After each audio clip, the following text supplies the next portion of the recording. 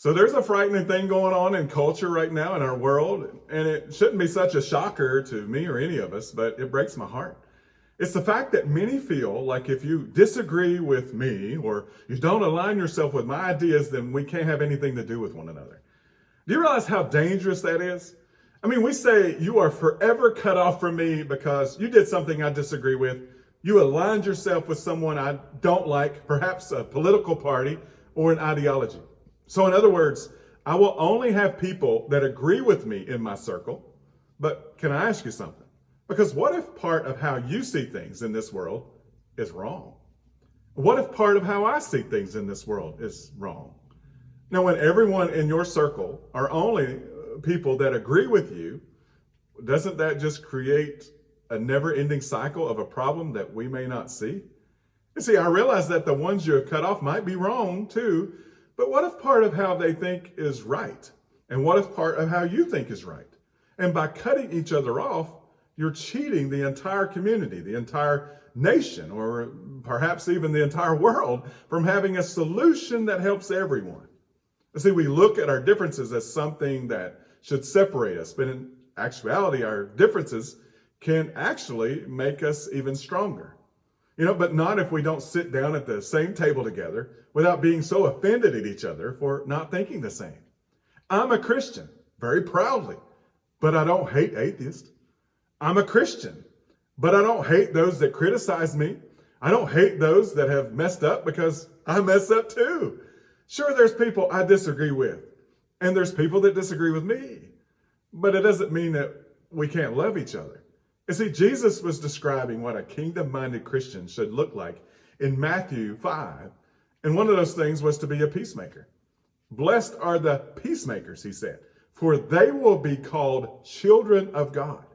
Now, this is and should be the standard for every single believer and follower of Jesus, and we shouldn't be shocked when the world disagrees with us on that concept, that idea. But if you're a believer in Jesus, if you call yourself a Christian, you should be striving to be a peacemaker. I want to be known as a child of God, not known by my political affiliation or by my denomination affiliation or what group I belong to. The greatest thing is to know that if I spent my life on this earth and that when I pass, that people say that man was a child of God. You see, because being a peacemaker isn't negotiable. It's mandatory for the believer. It troubles me, though, that so many in the church are more influenced by the media in this world than we are the Word of God. Love your neighbor isn't a suggestion. It's a commandment. Be a peacemaker. It isn't a suggestion. It's the character of a Christian.